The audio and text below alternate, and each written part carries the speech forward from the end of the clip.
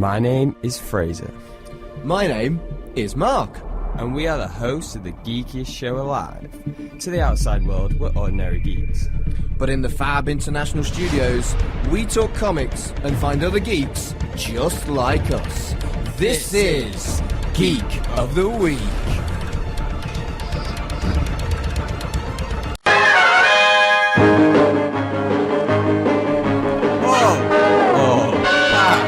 Told you. Live every week, guys.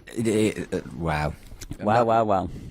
Yeah, Pull Up Pass this week is a big one because, well, should we explain Pull Up Pass first? Yeah, do you want to explain Pull Up Pass? All right. So this is a section of the show. Oh, I was going to do it this week. Right, go on then. So Pull Up Pass is, essentially it's a section of the show where we decide whether we want to pull or pass on 3 or sometimes more of this week's comic books.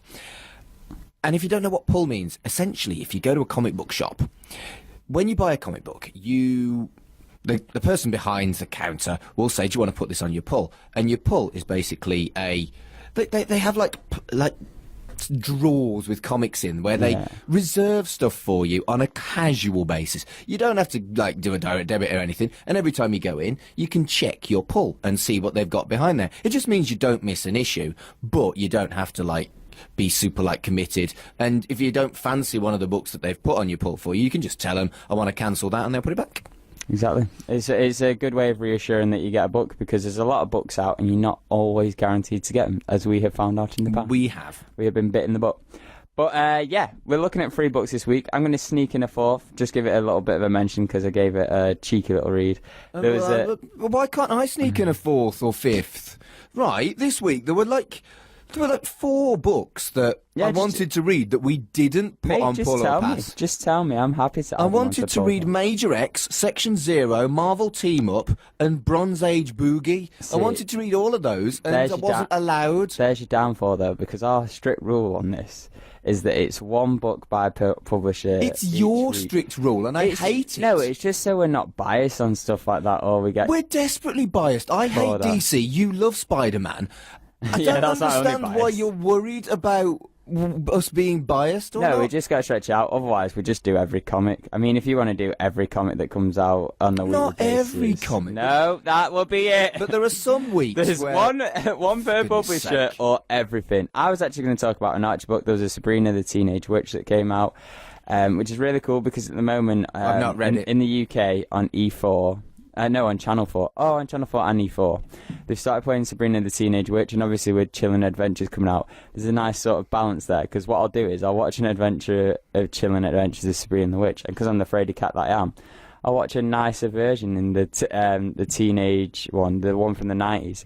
But this book is sort of like a mix of the two. Like, there are the dark elements in there from the Chilling Adventures, but there's still the whimsical stuff there of the 90s TV show. And what's really cool, and the original comic book as well itself, is sailing plays a big part of it. And kitting. Exactly, which is why I was like, okay, I'll mention this on the air, and then it'll sort of force maybe Mark to read it next week. There's a kit in, it's nice. I like kitties. And it's got that horror element as well. I really think you'll dig it, and that's just me trying to get Archie on. Archie's going to be on next week, and I know you're going to hate that book. Well, that's foreshadowing. Can we have a big special of Pull or Pass next week to catch up what we've missed?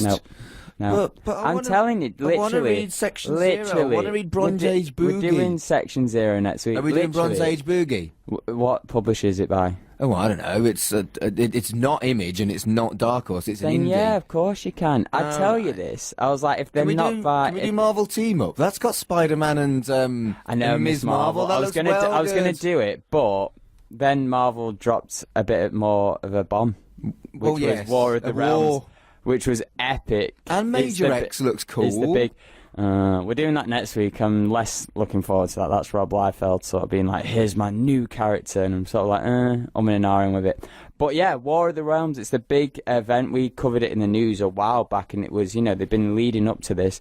Well, Jason Aaron's been leading, if you've been reading for the last, good couple of years, he's been leading up to this for the longest time. But Marvel themselves as a big company now have been leading up to this in I this was book. very excited about it. It looks great. It's setting up the big summer event, and this is an event I'm actually looking forward to. It's not a cheap cash-in, which the other ones have seemed to be like with Civil War 2 and the Infinity Wars. They were sort of like, no, okay, see what you're doing here. This isn't like Endgame 2 or whatever. This is literally like, no, War of the Realms are going for something fresh. different.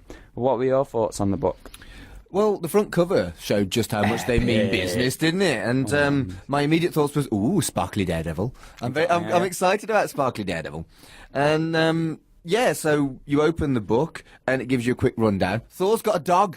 He's got a dog called Forg. Thor's got a dog. Forgy. I love the dog. Him. That was perfect. And Thor's got a dog. How did Thor get a dog? As well?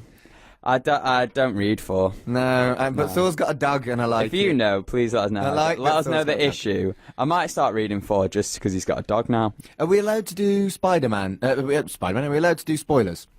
Yeah, why not? Right, yeah.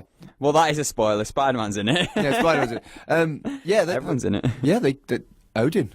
Dead. Yeah, dead. Within like the first few pages, dead Odin. That's pretty big. Well, that's the thing. Pretty that's big. The thing with this book. I mean, this can go no spoilers. They just went for it. Like, usually really events did. sort of like guide you in. This was like, bam, hit you right in the face, and I loved that. I was like, oh yeah. They were like, yep, this is it. It's straight onto the action. Everything's going down. The 9 realms are down, literally just Midgard. I was like, yeah, this is sick. And they introduced all the characters that they needed to for their Hildegard's reaction to Spider-Man. Oh my goodness, and I loved it. As soon as Spider-Man came in, I was like, yeah, I love this book, because he's sort of like the Earth relation that's bringing in the people who maybe haven't been reading for and stuff like that. And he was hilarious in this. Well written as well, because sometimes I think so. When big event writers or someone else writes Spider-Man who hasn't been writing Spider-Man, you can sort of feel like, oh, this is my time to tell jokes now. It feels like it makes a reference to the current Spider-Man books, where he was talking about how he got a free burrito, Friendly Neighborhood Spider, which we read a few weeks ago. Exactly. And I thought they did that really well. And Hildegard reaction was brilliant. It was brilliant. Absolutely brilliant. No, it's not just that. It was like, is it going to lay eggs? Yeah. I loved that. There was loads of stuff. Just the interactions as well, and I think that's what makes nicely. That's what makes the team up books the best for me. Is like that. Yeah, those little interactions, and like we got to see Black Panther, we got to see Daredevil, we got Punisher's introduction was hilarious when he's like because they talk about a bigger gun. Yeah, they talk about this sound taking over Earth, and like he's like even the Punisher, who's usually deafens what's around him because it's usually people like screaming or whatever, could hear. And the guy's like, oh, you should probably focus on that. Shoots the guy he's interrogating and goes, no, I should have brought a bigger gun. And when it's like, I like that they just got everyone on this. And then the whole Avengers team with their Cap, they did the nice, cool thing. I thought this was going to be the last page. I was like, oh, I'm nearly done reading. And then there was more. I was like, oh, this is great.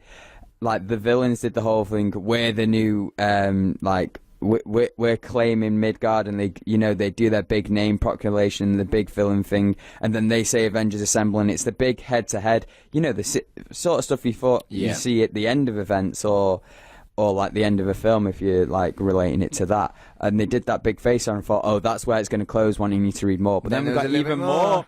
And then we got the big thing was Thor being like, yeah, I'm messing stuff up with me 2 hammers. He's got lots of hammers, apparently. But going back to what you were saying, the Daredevil, Punisher, Wolverine, all the snapshots of each character, that made it feel very cinematic, very epic. Exactly. All of these characters in their smaller worlds are brought into this huge, huge war without them knowing it was coming. And I felt it really felt like it was a big deal, and that it was a epic cinematic moment in the Marvel universe. I was like, damn, they mean business with this. They clearly mean business. Yeah, it's one of the first times as well I felt in a while, because I raised this up ages ago once, and it was, I feel like, when you start into comic books now, people always tell you about the big stories to read, especially if you're coming into Marvel. It's like, oh, I definitely read Civil War, read this, read that, whatever, read Dark Phoenix. Yeah. I feel like in the modern day there isn't, like, in 10 years' time, I keep thinking, I wonder what's a book people are going to be recommending from this time period. I would have said Secret Invasion, but that's about 10 years old now, exactly. isn't it? And that's another one that people tell you to check out. And it's like, okay, the Secret Wars in 2015, that is a big one to check out. And I was like, is there one recent? I definitely think this is going to be one that people are going to be like, yeah, you need to check out War of the Realms. It's going to be sick. And it could be one that maybe they use in future films. I mean, they had the Doctor Who as Malekith in Thingy, and I was always a bit like, with Malekith, I was like, but this made him look intimidating, scary. Even like he saw through Loki, and I was like, okay, this is cool. Loki really looks like Tom Hiddleston in this book. Yeah. That's deliberate. Oh, that's 100%. definitely deliberate. Yeah, but Thor's not looking like Chris Hemsworth though. Yeah, ish. No, not like how Chris Hemsworth is now with the shaved head and the beard. It was a more Thor looking, more distinctive. Yes, true. Yeah, but epic, really, and it made me like. My thing is with this, when we say pull or pass, is because there's going to be so many different tie-ins and stuff like that. So when we say pull, are we pulling some of the tie-ins as well? I was going to talk about that. I got to the end of that book and I was like, that was amazing. I turned the page and then it was like, read 100 titles on this. And I was like, ugh. Now, I'm going to put your mind at ease. It's a huge commitment. I'm going to put your mind at ease. Go on. You don't have to read the tie-ins. The tie-ins never play a factor in stuff. The only time you read I would suggest read the tie-ins is if you're super, super invested in the story and you want it all. Sort of like Secret Wars was a good example of that because they did all these different battle worlds. But there's like for Civil War 2, as an example, they loaded different ones, and like it was Civil War for the perspective of one character. So what I would suggest is, if you want to read a tie-in, maybe read a tie-in of a character you like to sort of see their aspect of it. Like I'm going to keep reading Spider-Man, and there's probably going to be tie-ins to War of the Realms in the Spider-Man books, and I'm okay with that. But I'm not going to deliberately go out my way to like, now I need to collect every War of the Realms. I'll probably just focus on the main story, like I did with No Surrender. No Surrender as well. That will be one I think people will talk about in a couple of years' time. I think that I was initially really intimidated and quite annoyed by that because I'd read this incredible comic book, and then it was like, you need to spend lots and lots and lots of money and buy all these titles within incredibly close proximity of each other. And that does kind of reassure me a little bit.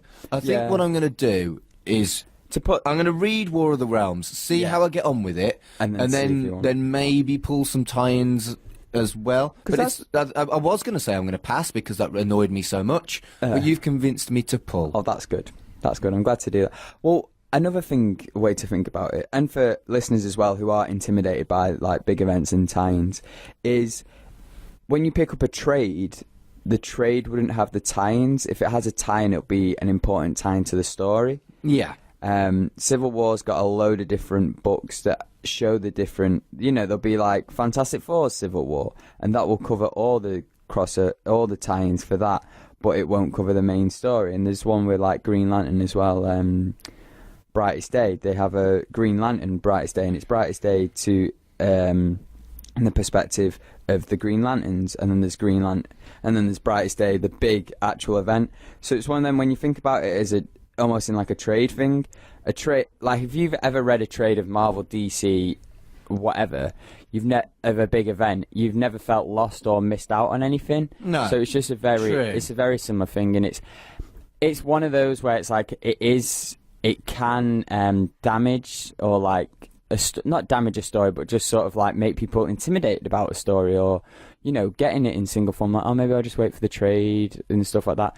And I think sometimes that can dishearten it, but it's a way to make money. Gets people who are excited about the event reading different things, but it also gets people who maybe are just reading a different book in Marvel, but because War of the Realms is happening, like, okay, so my character I'm reading is affected by War of the Realms. Maybe I'll check out War of the Realms. And I hope it's a nice boost for Marvel, because it is a very, very good comic book. And I want more of this. Like Jason Aaron's doing amazing. He's done amazing stuff with Thor. He's doing amazing stuff with the Avengers now. And this book, makes some great summer reading. I'm telling you, it's great. It's just great. It's great. Defo recommend, definitely. Now, the next book we're going to look at is by Dark Horse, and it's Bad Luck Chuck. What were your thoughts on Bad Luck Chuck by Dark Horse, Mark? Well, again, I'm going to talk about the front cover first, and there was a kitty, so I was like, there's a kitty, I like kitties. All aboard. Yeah. All about those pets. I'm such a sucker for a kitty. Lying. I love Lying Cat, but that's another comic book. Moving on. I've got a Lying Cat t-shirt. I'm telling you, you will love the Sabrina book. Well, but I'm not going to force it upon you. Well, I might read the first one if you lend it me. So anyway, Bad Luck Chuck. I like how it hits the ground completely running, and it starts in what's basically an established scenario. Yeah. But that's not intimidating. They've done a really good job of not being too saying this is an established world. This is what you need to know. We're not doing a crazy origin story. Yeah. The character's already settled in her world. She's already got her niche. She's already got her agency, and it reminded me a little bit of Domino.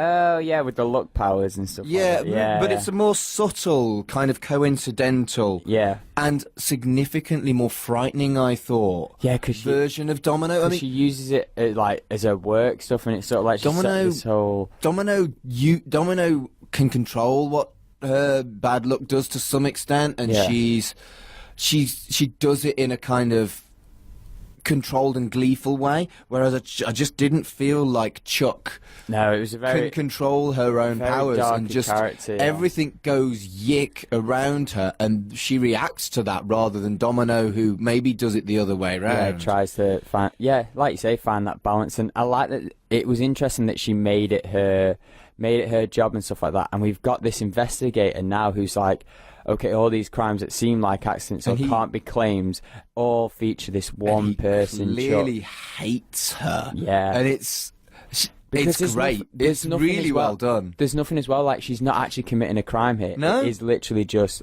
bad luck. She's just turning up and bad stuff happens. So frustrating. Because that's technically not a crime. It's like Jessica Fletcher, but much darker, and no Angela Lansbury. Right? If Jessica Fletcher turned up to your house, to your hotel, to your holiday, leave. If Murder She Wrote, that woman, murderers followed her, and it's kind of like. And if this bad luck Chuck, if she's around on your holiday, leave. If she's just around you, that's the thing. The Jessica Fletcher thing is a joke. People make light of that diagnosis murder. How many murders have I seen in my lifetime happen around me? None.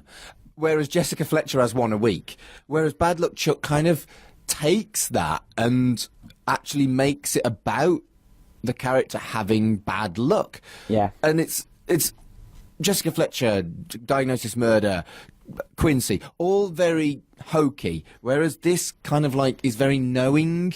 Yeah. No normal person would walk around life with murders and terrible stuff happening all the time, all around them. And I love this book. It's really good, isn't it? I love this book. It's really good. I'm sorry, I've giddied about it. It's your turn. Talk about the book. Well, I was going to say I giddied a bit as well, and I've thrown in my 2 cents. I don't have 2 cents on it though, unfortunately. But yeah, I just got distracted because I was just like, it's what I love is watching someone who's talk so passionately about something they enjoy, and just that was that. Then it took me out of the moment, just because it is. Yeah, like you say. The way she uses her powers, I liked that the detectives sort of onto her and stuff like that, and it's frustrating. I'm sort of repeating myself here, so I'm just going to say I'm going to definitely pull this. Yeah, I wasn't sure. I liked the concept, but I wasn't sure it was going to be any good, and it blew me away. It was another fantastic comic book. It was good, yeah, really, really good stuff. And the last book we're going to talk about... Oh, no, that was what I was going to mention. I loved... There was... my train of thought just, derailed. There was a thing, obviously, with this cult and this, church-based thing. And obviously, there's the whole thing of, testify or whatever. And one of the investigator goes to the reverend and he goes, do you testify? And he went... All I do is testify, and I was like, "That's brilliant." Because I just had, the song, "All I do is win." I just had a meme in my head of, "All I do is testify." You are an odd soul, Fraser. I just loved it. It was just a bit of, it was a funny line. I was like, enjoyed it. But yeah, the final book we're going to cover this week is by Image, and it's Assassin Nation. The reason why we put this one on is because I was going on a train journey. Yeah, this is from the 13th of March. Yeah, and it was just there and it looked cool. I for some reason it hadn't been on my radar at all, hadn't seen that it was coming out, and I just picked it up on a whim and read it on the train. So it just looked cool. And it was cool. I really, really liked how utterly, wonderfully crazy it was. What a silly... Yeah, like the world of assassins, all wanting to be like the Top Gun and stuff like that, and everyone just getting in each other's way almost. It reminded me like John Wick, but more in a cartoon. And the assassin that was good, but was still a fanboy for the other assassins. I thought that was great. I mean, right. And then there's that number one in there, and he's all floating around. And then she just goes, nah.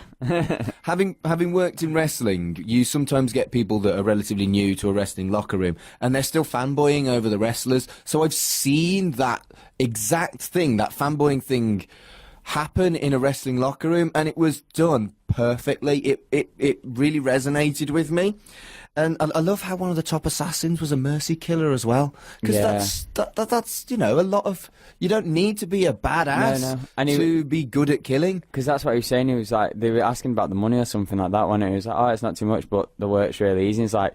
And he sort of almost treated it like a retirement for himself as well. Because it's like, the assassin game can be quite hard, and... No one's fighting you back there. There's no security guards. It's easy. Just there we go, in and out. And as a comic book about assassinations, to relate back to wrestling, it's doing your job. Just the old work. It's like, I'm just going to work my 5-minute match, and then. And it's a book about assassinations. It's a book about assassins. It was very heavy on the gore, and it needed to be. There was assassinations everywhere. Yeah, it was gory. It was tongue in cheek. It was clever, and it was a lot of fun. And I really, really enjoyed it, and I'm glad that I picked it up on a whim. I liked the at the beginning as well, and I imagine the second title is going to have a few changes. They had like a ranking of all the different assassins and how it's changed. I reckon each issue is going to be a new ranking and stuff like that. Obviously, with I think Mercy Killer Guy is going to end up at the top because everyone ignores him. Yeah, they're just like, oh, what's he doing? That's the best way to win any kind of game. It's just to be like under the radar and then sneak in at the end. Yeah, that's right. I think that could happen, and it was fun. It was a fun book, and it's definitely. Are you saying we've got 3 pulls this week? We have. My pull is gigantic. And it's all your fault. The comic book store has all our money. And you want to add more comics? I'm running out of time to read all these brilliant books that I've put on my pull. Maybe we should cut this section. No, we can't do that. Never do that. But we want to know your fellow geeky thoughts. What books did you check out this week? Did you check any of these 3 out? What about the other 4 that we didn't read that I wanted to read?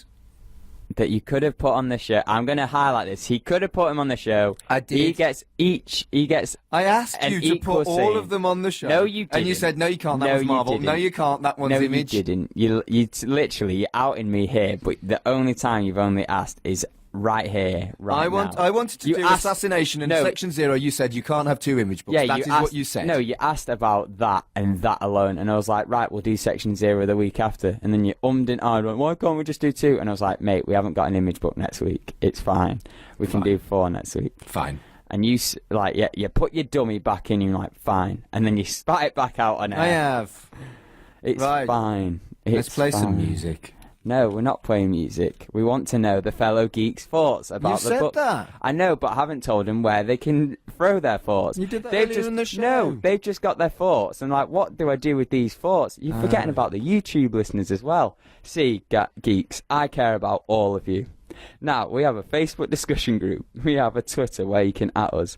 And on YouTube, we have a comment section below. You said that at the end of the news. You can let us. I know, but we split the show into 3 different things on YouTube. So if you just listen on YouTube, you won't know where to put the thoughts. Fine. Again, I'm thinking about you guys. This guy doesn't care about guys, girls, and all the geeks. I care about getting us all of what we want to say in rather than. No, he doesn't like the plugs. Actually, you love the plugs when it's about your stuff. Shut up and get on with it. I want to play some music. Then stop interrupting me. We want to know what you picked up this week from the comments. What was on your poll? What did you pass on? Did you read any of the books? Do you want to read any of the books after hearing what we had to say about it? Like I said before, Facebook discussion group, Twitter, YouTube comment section below. Now Mark can stop off his Mardy. That was Pull or Pass for issue 25. To listen to Geek of the Week, be sure to tune in next week. Same geek time, same geek channel. And if you want to follow us on social media, it's at GOTW Radio on Twitter. Search for Geek of the Week Radio Show on Facebook. And to listen again, it's www.mixcloud.com/Geek of the Week Radio Show.